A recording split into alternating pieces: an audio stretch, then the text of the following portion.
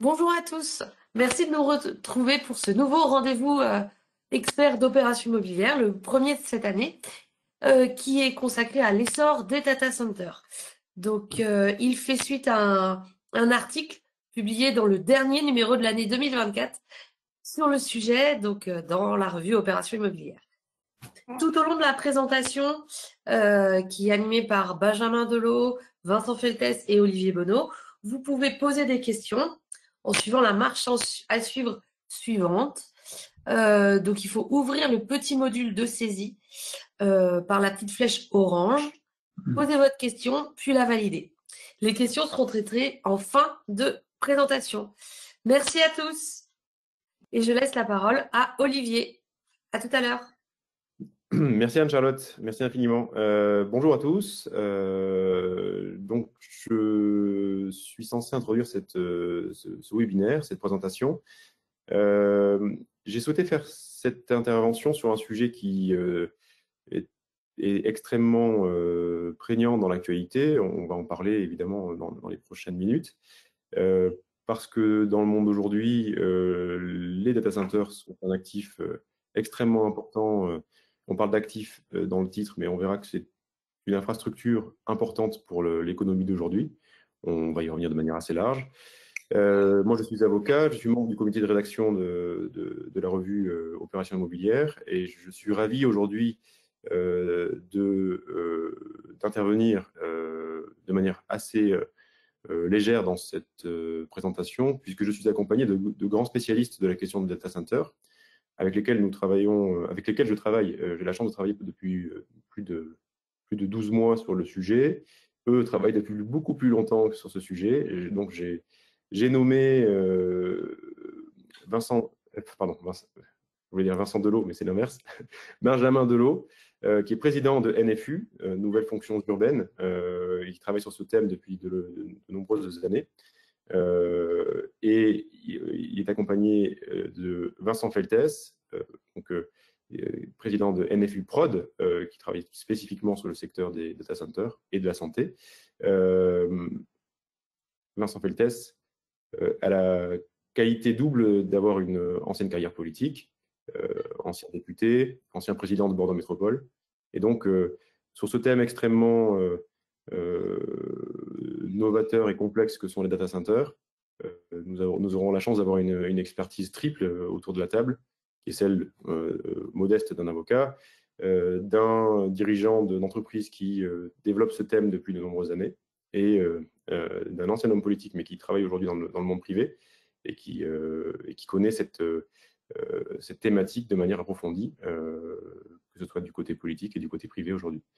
Voilà pour ces quelques mots d'introduction. Je laisse directement la parole à Benjamin qui va pitcher le sujet bien mieux que moi. Bonjour à tous, merci Olivier pour cette introduction. Data Center, un actif à l'essor très accéléré. Alors effectivement, comme vous avez pu le dire, la question actif ou infrastructure se pose. Et j'avais prévu d'introduire le sujet, comme j'ai l'habitude de le dire, en parlant d'une classe d'actifs qui est extrêmement instable et complexe. Et j'avais prévu d'introduire le sujet sur ces thèmes de l'instabilité et de la complexité, sans avoir en tête l'actualité du jour ou d'hier. Vous avez vu le décrochage mondial des valeurs tech liées aux infrastructures de data center, que ce soit les puces ou les foncières détentrices, suite aux annonces de DeepSeek, IA générative chinoise, qui vient d'annoncer savoir développer avec beaucoup moins de ressources des intelligences artificielles très performantes. C'est un décrochage de 1000 milliards de dollars en une journée des valeurs tech à travers le monde. Et ça vient bien, à proprement parler, illustrer ce thème de l'instabilité. Alors, l'instabilité, elle n'est pas uniquement liée à l'annonce de l'un ou l'autre des acteurs de l'IA générative qui peut se faire comme ça s'est passé hier, mais je pense qu'elle est beaucoup plus liée à l'actif et aux produits que sont les data centers eux-mêmes, qui restent un actif et un produit extrêmement jeune et immature, puisque le premier data center en France date de la fin des années 90 ou du tout début des années 2000, et qu'en moins de 25 ans, on a connu une triple évolution des data centers, qui étaient dans un premier temps de simples espaces de stockage et de sécurisation des données. Au fur et à mesure que les entreprises, les institutions boursières, les institutions publiques avaient à stocker de la donnée, elles ont pensé qu'il était meilleur de les stocker dans des endroits dédiés plutôt que de les avoir in-house. Et donc, on a vu au sein de ces grandes institutions la disparition des armoires serveurs de stockage vers des infrastructures de stockage sécurisées tant d'un point de vue énergétique qu'en termes de sécurisation propre, liée à l'ensemble de l'environnement du stockage de données. Donc, la première génération de data center, on va y stocker nos données.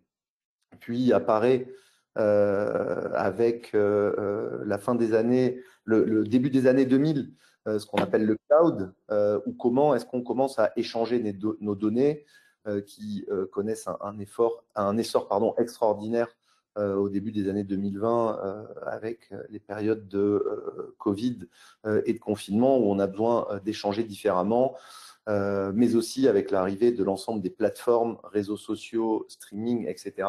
Et donc, on passe d'un data center de stockage à un data center de cloud où l'échange de données et l'interconnexion entre l'ensemble des utilisateurs peut se faire.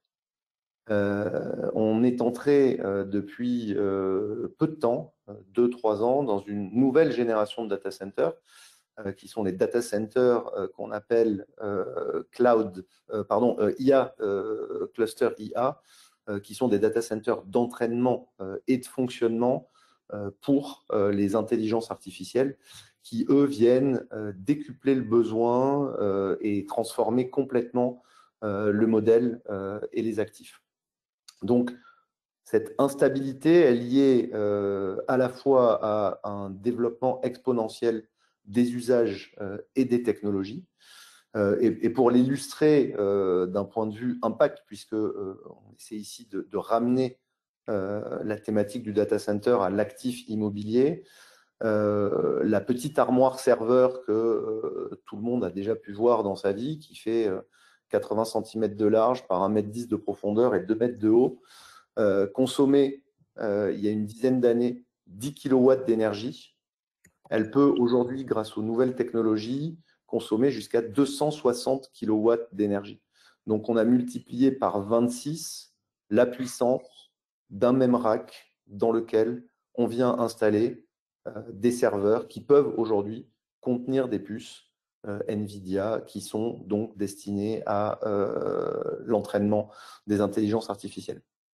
Donc voilà, c'est un actif ultra complexe parce que ultra instable, un actif immobilier qui vient simplement envelopper de la technologie, de l'informatique, des calculateurs et aujourd'hui des supercalculateurs avec des besoins en termes de construction, de sécurisation de ces constructions qui ne font que évoluer, avec des consommations énergétiques qui sont absolument colossales. On voit les géants de la tech rallumer des centrales nucléaires pour faire tourner leur data center.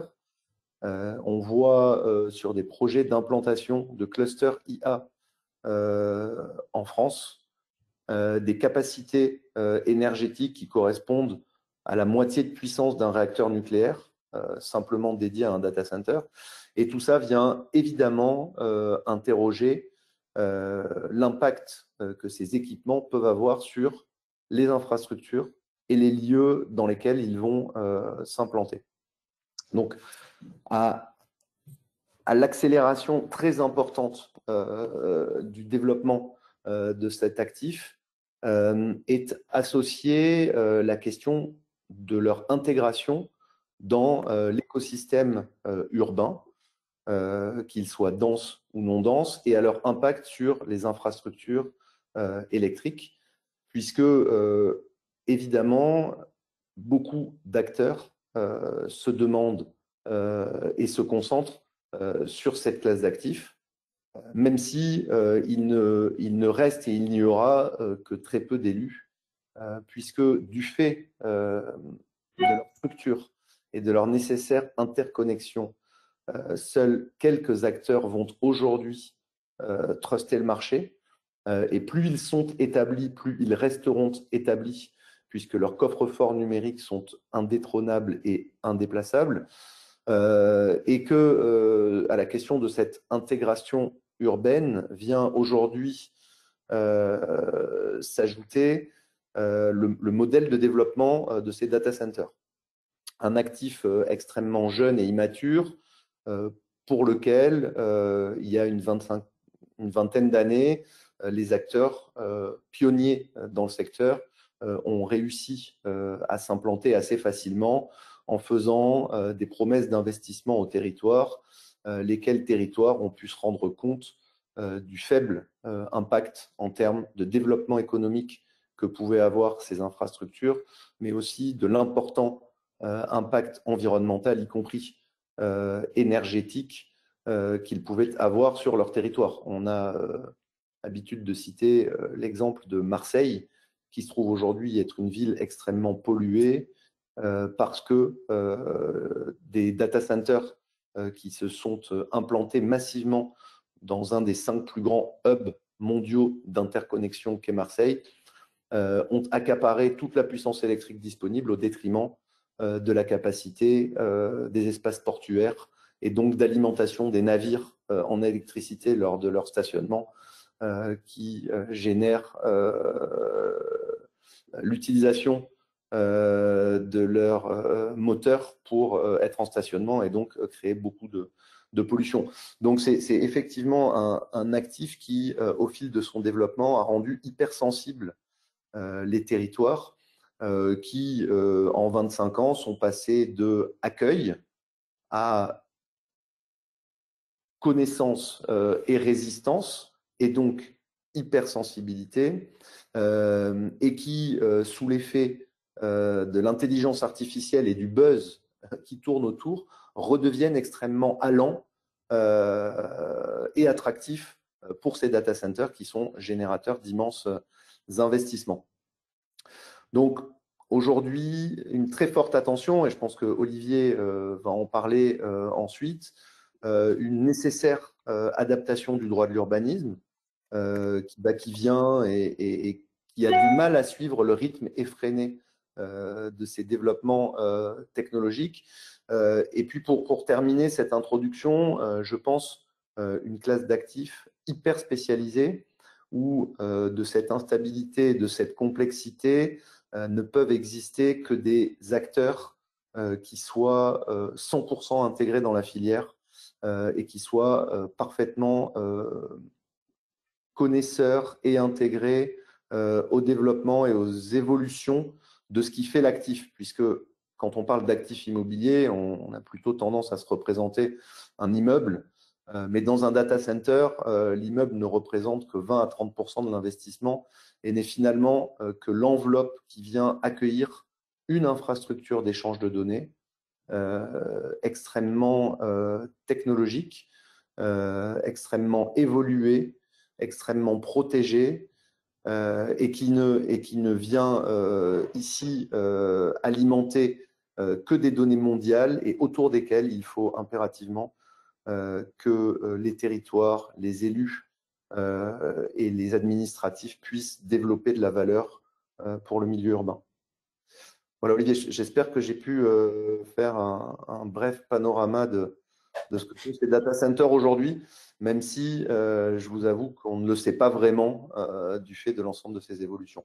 Donc, est-ce que le plan à 500 milliards de Stargate va voir le jour à l'heure où DeepSeek annonce qu'il n'a plus besoin de puissance de calcul et au moment où tous les acteurs des data centers sont positionnés sur tous les territoires de la planète dans la compétition à l'implantation de ces clusters IA, on n'a pas de réponse pour l'heure.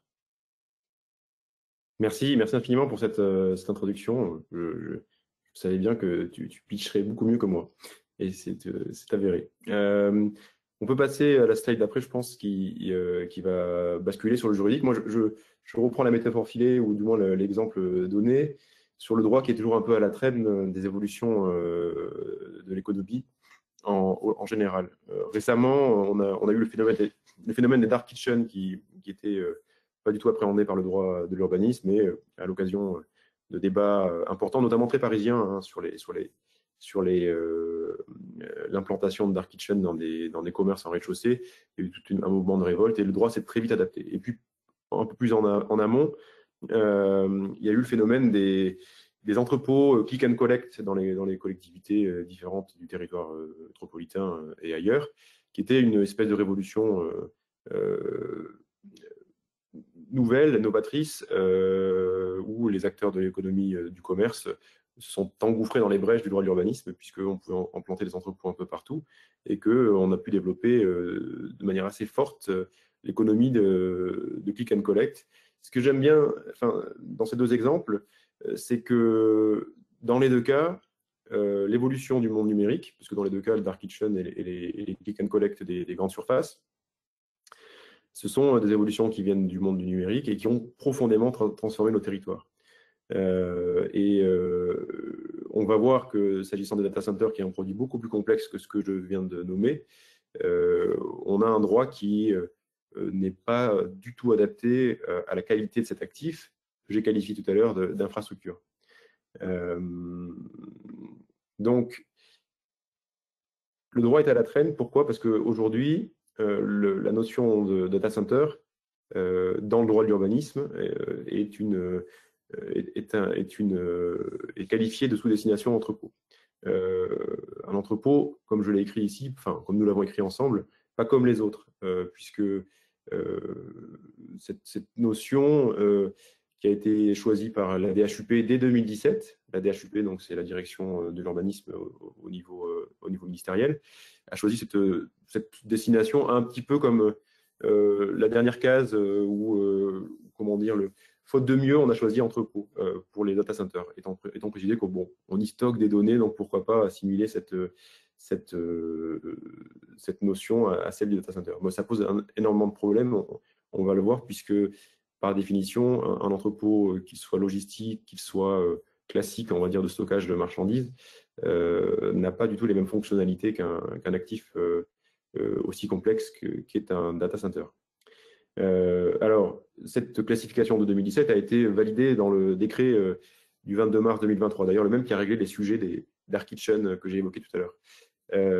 Un arrêté du 22 mars 2023 que vous pouvez tous retrouver, qui définit, qui vient préciser subtilement les dernières destinations qui n'étaient pas encore englobées par le droit de l'urbanisme, qui donc toujours un peu à la traîne, essaie de rattraper les évolutions technologiques. Cette notion d'entrepôt pose problème parce que, comme l'a très bien dit Benjamin tout à l'heure, l'actif qu'est le data center est aujourd'hui un outil technologique important qui suit les évolutions technologiques et donc la révolution aujourd'hui de l'IA, qui est très instable, ça a été dit, et qui nécessite évidemment de nombreux attributs territoriaux sur l'adduction en énergie, sur la gestion, on en parlera après, je pense avec Vincent, de la chaleur fatale dégagée par ces entre guillemets entrepôts, sur l'intégration de ces biens au sein du paysage et des différentes trames énergétiques, viaires et paysagères. Donc on va y revenir dans le détail après. Et en vérité, cette notion d'entrepôt ne va pas de soi. D'ailleurs, le juge administratif s'est déjà prononcé, c'est un peu connu, mais je le répète, en matière fiscale, s'agissant de la redevance de stockage en région parisienne pour la création de locaux de stockage. Le juge administratif a très vite dit qu'un data center n'était pas un entrepôt au sens où les données stockées ne sont pas des produits ou des marchandises qui permettent d'appliquer la notion d'entrepôt au sens fiscal. Hein. Je le précise, puisque dans le Code de l'urbanisme, à date, la notion est toujours celle d'entrepôt pour les data centers. Et donc, vous avez cet arrêt du 11 octobre 2022 au numéro 463 à 134 qui classe le data center en matière fiscale en dehors de la catégorie entrepôt. Ça peut laisser pantois ou en tout cas prêter à sourire. Il n'y a pas de cohérence entre le droit de l'urbanisme et le droit fiscal. Une fois n'est pas coutume, mais c'est intéressant de le noter. Alors, cette notion d'entrepôt n'est pas fabuleuse pour les data centers qui sont plutôt jugés comme étant une infrastructure stratégique dans l'économie numérique. D'ailleurs, par parenthèse, dans le rapport Draghi qui a été remis à la Commission européenne récemment, en octobre 2024, le développement de l'économie numérique était un axe stratégique pour Mario Draghi pour que l'Europe rattrape son retard par rapport aux autres continents que sont le continent asiatique et le continent américain. Donc la notion d'entrepôt ne colle pas véritablement avec cette ambition stratégique. Et c'est d'ailleurs pour ça, et j'en finirai par là, que dans les récents travaux législatifs, alors très empêchés par le contexte national, hein, que nous connaissons tous, avec des dissolutions, des gouvernements qui tombent et donc des lois qui ne vont pas au terme. Mais c'est dans ce contexte malgré tout chaotique que le Sénat a voté en première lecture le 22 octobre 2024 le projet de loi de simplification de la vie économique qui comprenait 2 articles dédiés au data center. Alors c'était les articles 15 et 15 bis, vous pourrez aller les retrouver. Et l'idée était de faciliter l'essor des projets d'envergure en matière d'infrastructures numériques et particulièrement de centres de données, data center, c'est le synonyme français. Dans ce projet de loi, il y avait une définition des data centers. C'était la première fois qu'on la définissait autrement qu'un entrepôt. Et notamment, donc, un centre de données, c'est défini comme une infrastructure ou un groupe d'infrastructures servant à héberger, à connecter et à exploiter des systèmes et des serveurs informatiques et du matériel connexe pour le stockage, le traitement ou la distribution de données, ainsi que pour les activités qui y sont directement liées. C'était la première fois qu'on avait une définition qui apparaissait dans un projet de texte législatif. Et l'objet de cette loi est de faire transiter la catégorie de data center vers la catégorie d'infrastructure stratégique. Et à l'image de ce que prévoyait la loi Industrie verte toute récente qui se propose de faciliter la réimplantation d'industries sur le territoire national, on intégrait la notion de data center à ces projets d'envergure stratégique.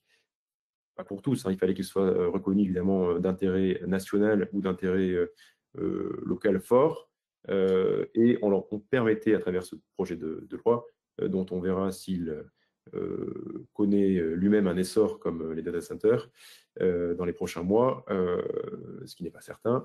En tout cas, on permettait dans ce projet de texte de donner les moyens procéduraux pour aligner tous les documents d'urbanisme autour du projet d'implantation d'un data center, donc les mises en compatibilité, des différents documents d'urbanisme, donc que sont les SCOT par exemple, et les PLU, pour faciliter donc l'implantation de ces infrastructures qui nécessitent évidemment, on l'avait entendu, énormément de connectivité avec les réseaux, notamment d'énergie.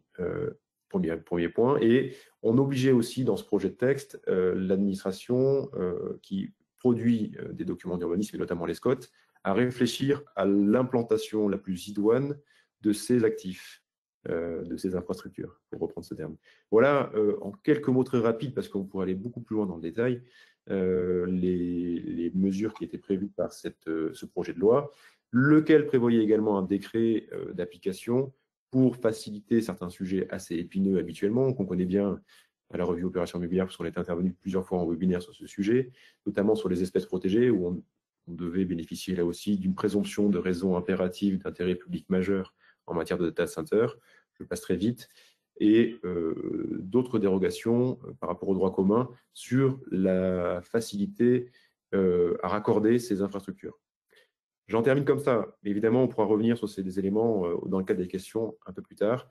Et je laisse d'ores et déjà la parole à Vincent pour descendre dans les sujets d'interconnexion avec le monde public, de l'administration et de la politique. Merci.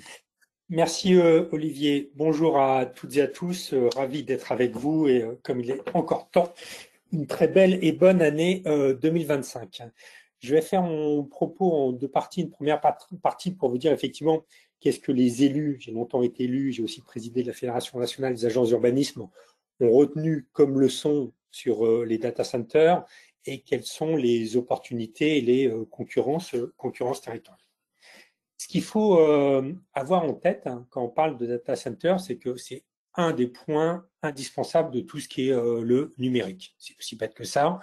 Et dès qu'on dit ça, il faut avoir en tête l'extrême rapidité de transformation de ce monde.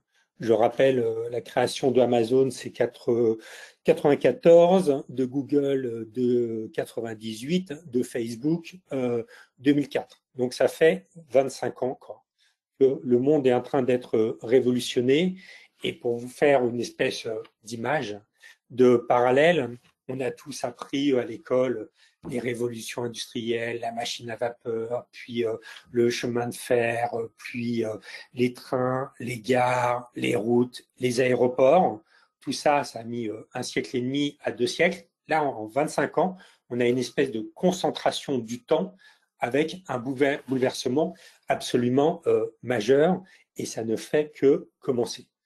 Bouleversement majeur, où pour l'instant on a quelques leçons, mais on sait que ça va encore bouger.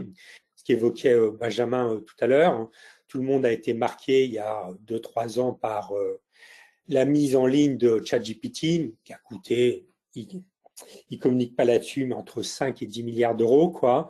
DeepSeek, il dit que ça leur a coûté 6 millions d'euros, quoi. Vous avez un rapport complètement délirant, même si on sait que la Chine a la culture du secret. On est quand même dans un monde où tout bouge très vite et où les élus essayent de comprendre et de s'approprier ce domaine. Parce qu'effectivement, la réflexion qu'on a pu avoir sur le numérique, ça a d'abord été une réflexion en termes d'opportunités économiques, de start-up, d'entreprises, la French Tech et tout, quoi. Ça a été ensuite une réflexion en termes d'accès à Internet sur les infrastructures, le THD et ainsi de suite. Et aujourd'hui, c'est une réflexion par rapport à l'implantation des data centers dans un contexte extrêmement complexe pour nous. Aujourd'hui, il y a à peu près 250 à 300 data centers en France, en sachant que le premier data center a été créé à Paris en 1996. Si on essaye de positionner la France par rapport à l'Europe, il y a ce qu'on appelle FLAP. Donc FLAP, c'est Francfort, Londres, Amsterdam et Paris. C'est les 4 concentrations de data centers. Et en France, les concentrations de data centers, c'est bien sûr Île-de-France, un peu Est, Marseille, comme l'a évoqué Benjamin, avec l'arrivée de câbles sous-marins qui jusqu'à maintenant ont une importance absolument stratégique, est devenu le 6e hub mondial en termes de data center, et d'autres territoires qui émergent, comme Bordeaux que l'on connaît bien, avec l'arrivée du câble amitié. Et c'est vrai que sur les data centers, c'est un objet relativement peu identifié. Longtemps, on s'est dit c'est des entrepôts de logistique, c'est-à-dire que ça consomme beaucoup de foncier. En plus du foncier, consommation électrique extrêmement importante. Aujourd'hui, c'est à peu près 2 à 3% de la consommation électrique en France. En Irlande, on est plutôt à 20 à 30%. Et un retour sur investissement, finalement, assez faible, aussi bien en termes d'emploi, c'est quelques dizaines ou centaines d'emplois sur site, et en termes de retour fiscal. Et donc, vous avez cette espèce de débat qui émerge à l'intérieur du pays, des montants d'investissement phénoménaux. Globalement, on dit qu'il y a 10 à 15 milliards d'euros qui vont être investis dans les data centers en France dans les 10 prochaines années. Un enjeu stratégique très important pour l'État. Donc, il y a effectivement le sommet sur l'IA des 10 et 11 février, quoi. Donc, tout ça. Et de l'autre côté, du côté des élus, le sentiment qu'effectivement, il y a une opportunité, il y a un besoin, mais il y a aussi des risques. Jusqu'à maintenant, les élus n'étaient pas forcément très attentifs à la manière dont ça se passait. Il y a beaucoup de data centers qui sont implantés en Seine-Saint-Denis et en Saint-Denis, quoi. sans que ce soit au début un problème. Là, on arrive à un moment où tout le monde comprend que c'est un enjeu assez fort, mais que c'est aussi des contraintes très importantes. Benjamin a cité tout à l'heure Marseille. On pourrait citer aussi les problématiques de concurrence qu'il y a aux Pays-Bas, notamment Amsterdam, entre fournir de l'électricité aux data centers, aux foyers ou aux industries. Donc, c'est quand même quelque chose d'extrêmement difficile. Et donc, aujourd'hui, je me place toujours du point de vue élu par rapport à cette concurrence territoriale ou somme d'opportunités Île-de-France, Marseille, un peu Est, hein, qui a quand même beaucoup de friches et qui avait un potentiel électrique important, et Bordeaux, quoi. Il y a besoin de créer une espèce de nouveau modèle. Hein. C'est-à-dire, on ne va pas faire fi de centaines, voire de plusieurs milliards d'euros d'investissement. Hein. Microsoft, par exemple, a annoncé l'an dernier la création d'un data center dans l'est de la France. C'est à peu près 2,5 milliards d'euros qu'ils vont investir. Pour vous donner les montants, c'est absolument délirant, mais il y a nécessité, à minima, de préserver les ressources, de planifier. Je reviendrai là-dessus sur les travaux de planification qui se font, quoi. Ressources, notamment énergétiques, de voir les aspects juridiques qu'évoquait Olivier, quoi, et de voir aussi, d'une certaine manière, comment ça essaime sur les territoires. Donc, c'est un peu ça l'enjeu qu'on voit émerger depuis quelques années. L'Île-de-France, comme c'est le territoire le plus pourvu et où il y a le plus d'opportunités, c'est aussi le territoire où il y a le plus de réflexion en termes de stratégie, aussi bien porté par la PUR. J'avais vu qu'il y avait un des membres de la PUR qui était présent que par l'Institut Paris Région sur comment ça peut se mettre à l'intérieur du territoire Île-de-France et quelles sont les mesures d'accompagnement qu'il peut y avoir au niveau des collectivités locales. Donc voilà, très très rapidement, quoi, et avec bien sûr, et Olivier et Benjamin l'ont dit, l'enjeu à chaque fois de la puissance électrique, hein, c'est quand même quelque chose d'absolument fondamental, et ce qui fait dire que la France a peut-être aussi une opportunité à jouer de ce côté avec la relance du nucléaire, notamment du nucléaire de petit format. Donc effectivement, quelque chose qui est arrivé dans l'actualité, tout le monde a conscience, tout le monde a aussi conscience que ça bouge beaucoup et avec un besoin de monter en compétences très important.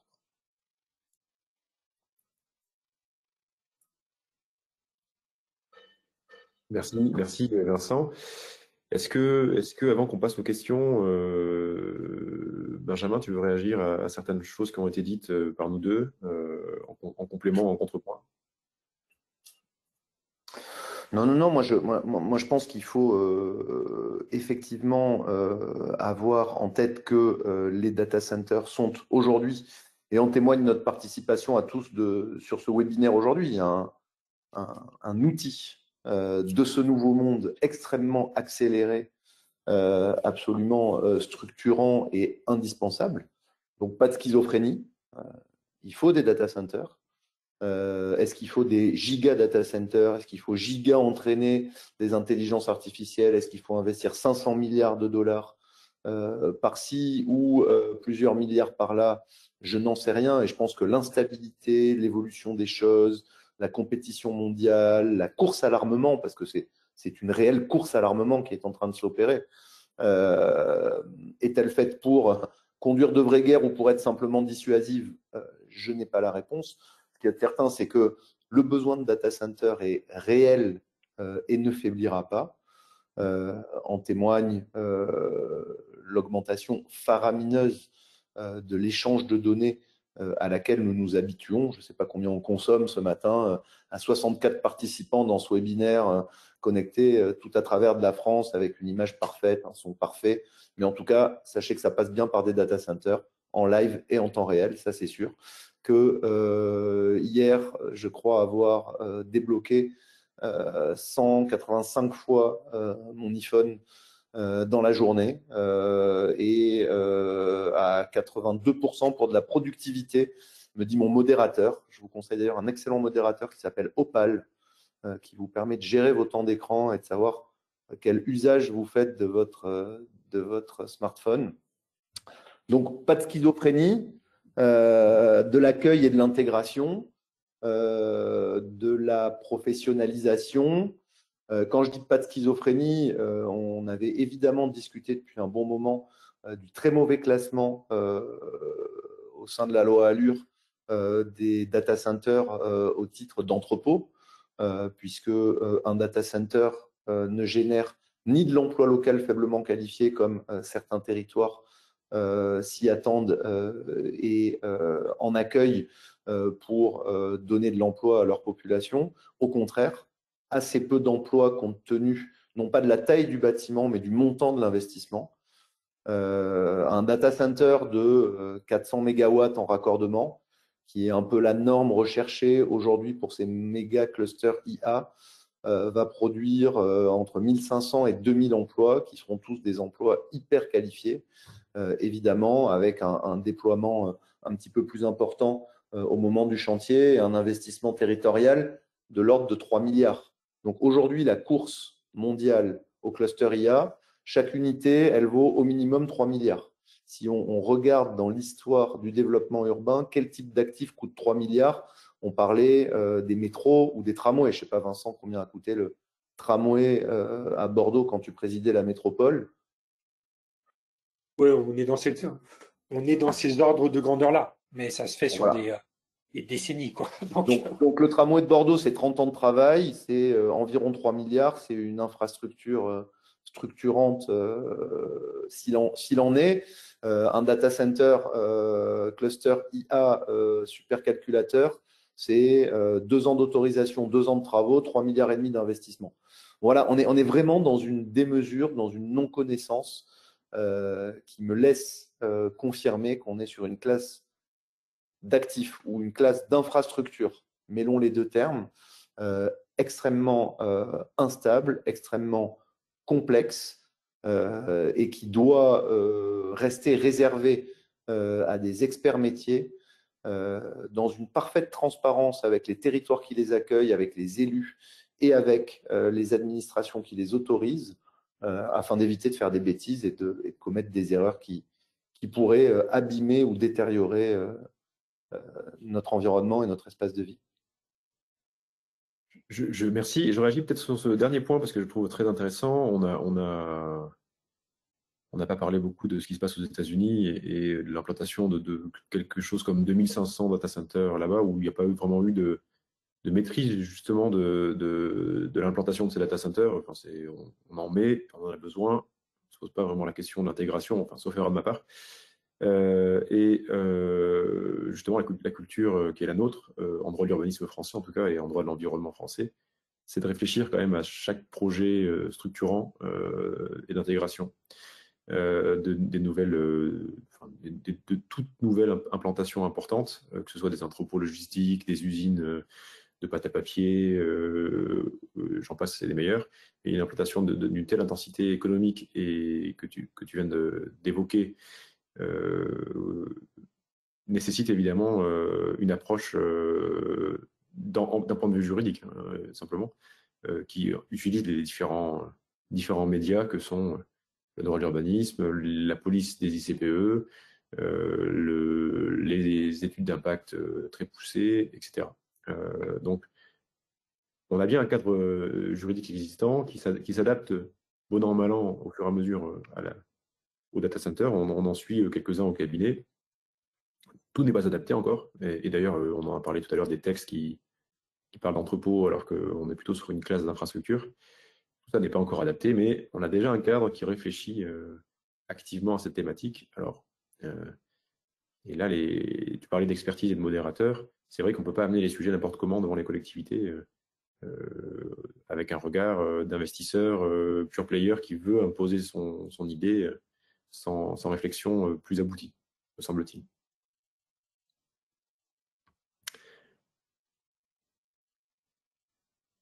Bon, voilà, je pense qu'on a fait un peu le tour du sujet dans les 40 minutes imparties. Il est 10h40 pile. Il nous reste une vingtaine de minutes pour échanger avec les 62 participants qui restent autour de la table. Est-ce que des questions ont été posées? Alors, on a un groupe. Oui, alors, Je vais reprendre. Oui, oui, tout à fait. Merci, messieurs, pour cette présentation très claire et précise de la situation euh, du data center en France et des enjeux qu'il brasse. Alors, on a plusieurs questions qui sont arrivées.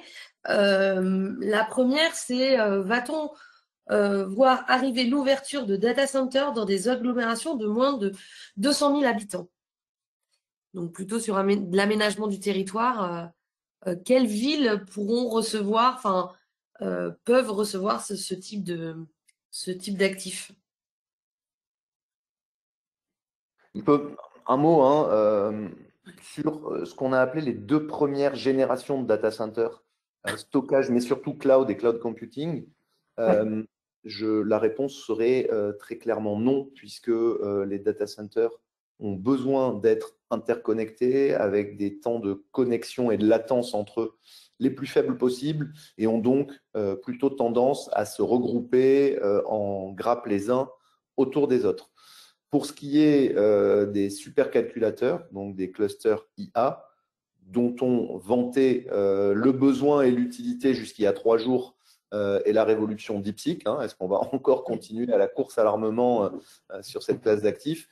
Ils ont moins besoin d'interconnexion et leur véritable sujet est l'approvisionnement en énergie et le time to market.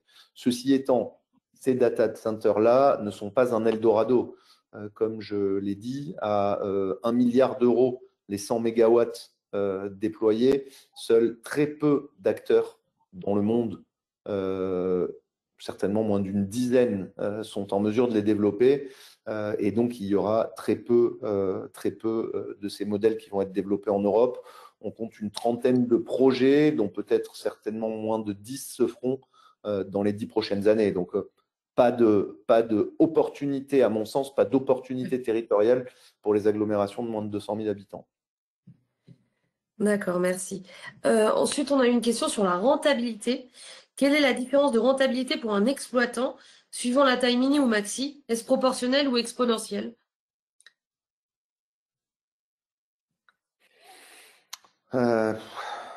Question délicate liée à la Ouais. complexité, à l'instabilité de l'actif. Oui, c'est ça.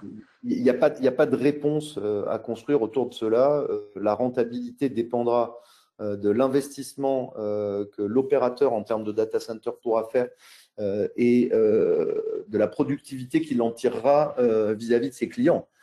Si Google ou si Amazon développent pour leur compte un data center de cloud, ils vont vendre de l'espace de stockage et du cloud à leurs clients. La rentabilité sera bonne et l'est forcément. Il n'y a qu'à voir les cours de bourse de ces sociétés pour en avoir la certitude. Si des foncières numériques comme Datafor, DRT, Equinix développent des data centers pour leur portefeuille client, ça reste aussi des sociétés extrêmement rentables, mais il n'y a pas de rapport ou de ratio à la taille. Mais ce qu'il faut bien avoir en tête en complément de ce que dit Benjamin, il y a 2 idées.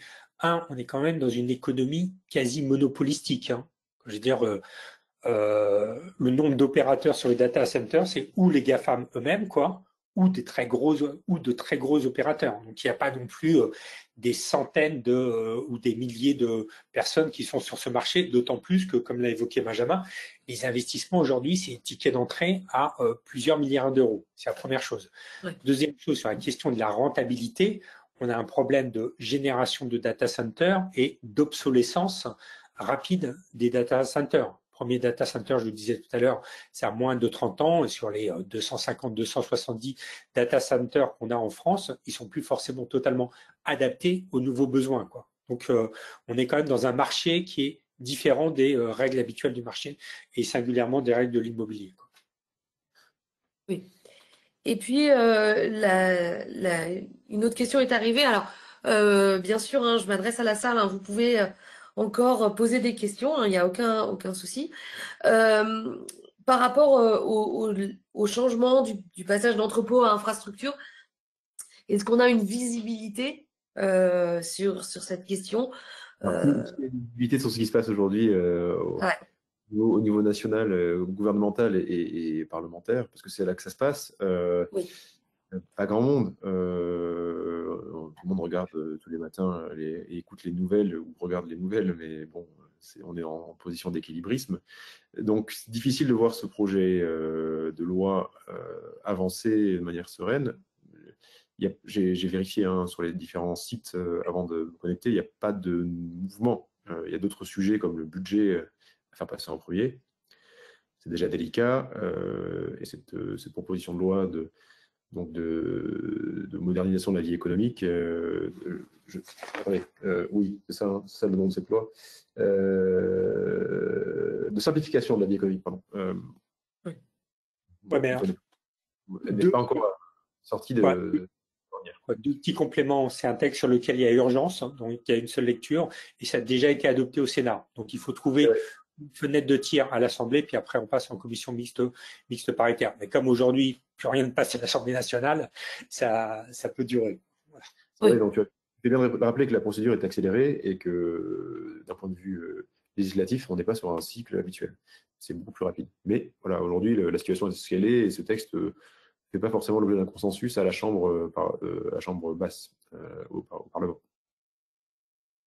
Et par rapport au contentieux, il y a une question sur les contentieux administratifs. Du coup, par rapport à la destination, à votre sens, des tribunaux administratifs se sont-ils déjà prononcés sur la destination des data centers depuis l'entrée en vigueur de l'arrêté 2023, pardon?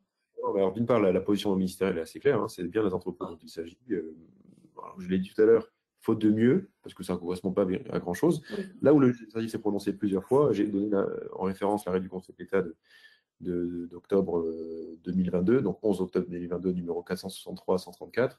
C'était au sujet de locaux de la RATP.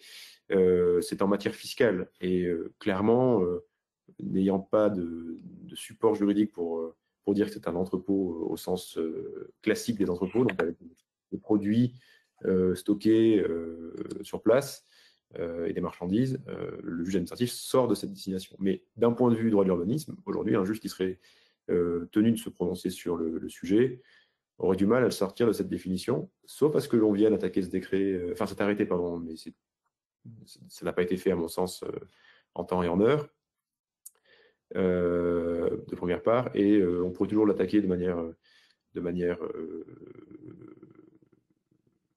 différée dans le temps, puisqu'on peut évidemment attaquer les arrêtés sans limite de durée en demandant leur abrogation, mais je ne suis pas certain que sur la base d'argumentaire juridique, on arrive à changer la position étatique et que le Conseil d'État soit convaincu du premier coup de cette argumentation. Donc non, pour le moment, on a une définition qui est celle d'entrepôt, faute de mieux, une fois de plus, et on n'a pas de date claire sur l'évolution vers la notion d'infrastructure stratégique, étant précisé que cette évolution ne concernera que certains projets stratégiques et certainement ceux dont parlaient Benjamin et Vincent, les gros data centers, ceux qui vont peser le nombre de milliards qu'ils ont annoncé tout à l'heure.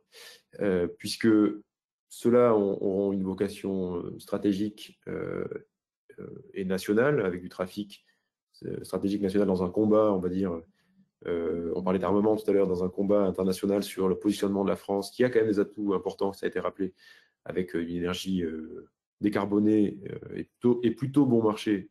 Je suis prudent, parce que là aussi, les choses évoluent vite. Et donc, c'est dans cette perspective-là qu'on aurait une transition vers la notion d'infrastructure sur les gros équipements. En revanche, il reste encore des data centers médiums et petits. Ceux-là devront rentrer dans les fourches codines des définitions classiques. Et donc, sur l'entrepôt, a priori, comme ça, sans changement nouveau prévu au niveau réglementaire, la destination entrepôt a encore de beaux jours devant elle. Et dans les dossiers que je suis, pour tout vous dire, c'est une difficulté. On est obligé d'aller chercher la quadrature du cercle entre des règles d'entrepôt qui sont prévues pour d'autres usages, avec des difficultés d'interprétation des textes et de non-correspondance évidente. Voilà, sachant que si je peux compléter un tout petit peu le point d'Olivier, ce que j'ai appelé cette course à l'armement sur les gros clusters IA, donc les supercalculateurs, se poursuit et qu'on voit certains d'entre eux s'implanter en France. On imagine qu'on pourra en avoir entre 1 et 5 dans les 10 années qui viennent. Il faut considérer le cycle de vie de ces supercalculateurs. Ces supercalculateurs sont surutilisés à l'heure d'entraîner les modèles, mais les modèles d'intelligence artificielle, à partir du moment où ils rentrent en inférence, donc en mode de fonctionnement normal, rediminuent leurs besoins de consommation par plus de 100. Et donc, ces gros modules de data center qui étaient dédiés à de l'entraînement d'intelligence artificielle pourront être réaffectés à du cloud ou à du stockage. Donc, ça veut dire que si vraiment de très gros clusters se développent, il pourrait, hein, je répète mes termes, complexité, instabilité, mais en tout cas, il pourrait supplanter le développement de petits modules et de petits data centers dans le futur, dans la mesure où il servirait à supercalculer dans un premier temps et ensuite à faire de l'inférence et du cloud dans un deuxième temps. Ce qui est peut-être intéressant par rapport à cette notion, et peut-être que Vincent en dira 2 mots aussi, c'est que tu l'as dit tout à l'heure, enfin vous l'avez dit tous les deux tout à l'heure, quand on positionne un data center, derrière doit se développer un écosystème autour des technologies du numérique pour les raisons de proximité avec l'équipement. Est-ce que vous voulez en dire 2 mots ou très rapidement parce que je crois que c'est peut-être pour les gens qui nous écoutent et qui sont plutôt du côté des collectivités un sujet de préoccupation ou en tout cas d'intérêt. Ce qui nous rejoint, c'est l'urbanisme. Hein.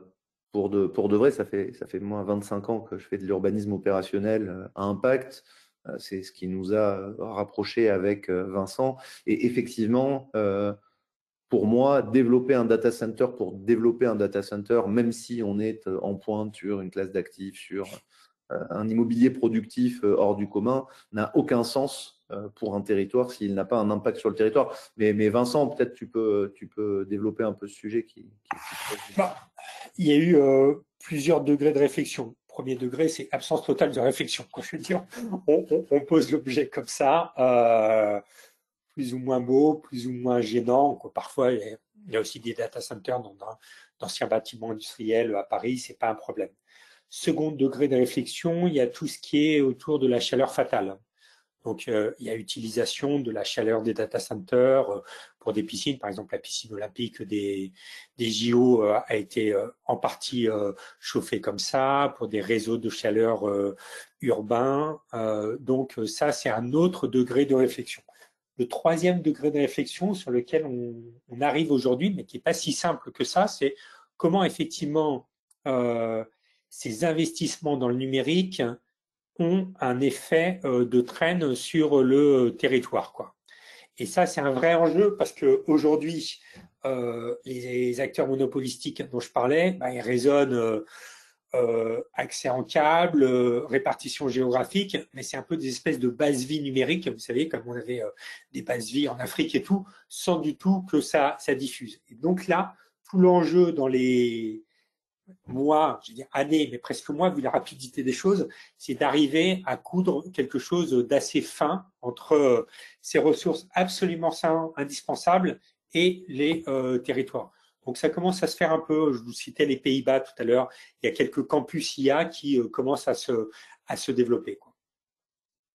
Okay. Juste une toute petite rétroaction de ma part sur la chaleur fatale.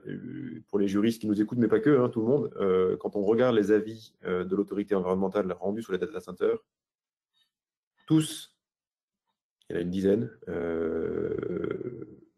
plaident très fortement pour la réutilisation de la chaleur fatale. Ce qui rejoint ce qu'on dit tout à l'heure sur la façon de voir les choses, on va dire européenne, puisque le droit de l'Union européenne a influencé très fortement le droit de l'environnement, qui, avec les études d'impact et la réflexion générale sur les projets, de ce point de vue très précis de la chaleur, qui est produite par les data centers avec la puissance de calcul et la chaleur générée, doit être, pour l'autorité environnementale, qui est une autorité indépendante et qui influence grandement les projets, doit être réutilisée. Juste pour préciser, je ne veux pas faire data center pour les nuls, hein, mais cette histoire de chaleur fatale, en fait, c'est le rejet de chaleur lié au refroidissement des salles dans lesquelles sont entreposés les serveurs qui tournent. Touchez le dos de votre ordinateur, vous allez voir, il est chaud. Imaginez que des centaines de milliers, voire des millions d'ordinateurs aujourd'hui, compte tenu des puissances de calcul, sont entreposés dans des salles. Il faut refroidir tout ça.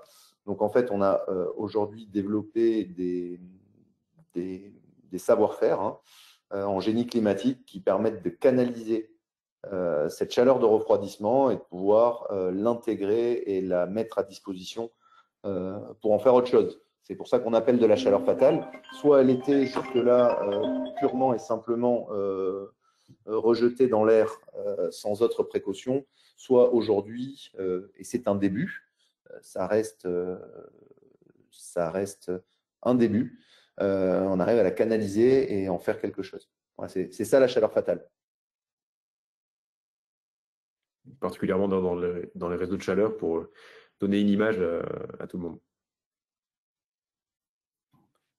Eh bien, écoutez, merci beaucoup. On arrive au terme de ces webinaires. Je pense qu'on a été très complet et pédagogue, et je vous en remercie. Vous avez été très complet et pédagogue, je vous en remercie. Le prochain webinaire d'opération immobilière a lieu le 12 février et ce sera sur de l'actualité juridique, un autre thème puisque c'est votre webinaire régulier sur de l'actualité du droit de la construction. Voilà. Eh bien, écoutez, merci à tous, merci aux participants et à bientôt. Au revoir. Bonne journée. Au revoir. Merci, au revoir. Au revoir, merci, au revoir.